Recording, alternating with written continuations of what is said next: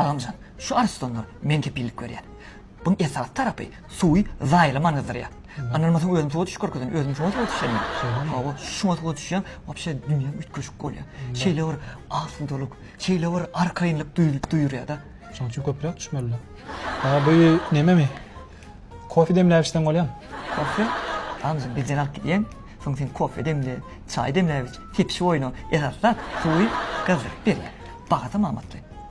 Pikirlener. Ataplanýar diýdim ama. Ine ataplanýar özüm bölükler var bolýar. Düşünýär, öňüň ýar, ýöne ýarda da şeýler bar da.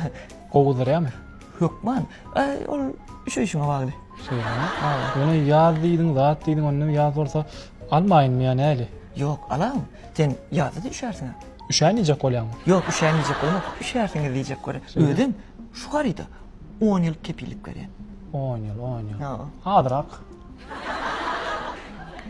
Amca, erkek adam diňe ayakdan üşeýär diýerler. Şoň üçin töplü bollar. İste kafirni aşanyar, banya. İste laminandy aşanyar. Hemme öňüşler bizde bar. Erkek adam ayakdan üşänok, erkek adam bir soğuk düşýär diýip bilýär.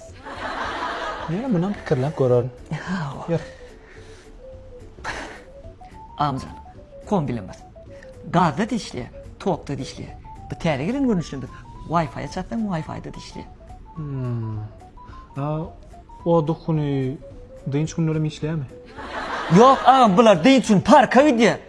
Parka gidiyor aylanıyor da dedi. Ya bir hepten deyin üçün hele olsa geliyorlar. De alacak oldum Allah o ne aylayı yıkaydın ne plan mı diyor. Giyiniyorsun o giyinen oğlum gelip sen alır. Şeyle diren öktüm.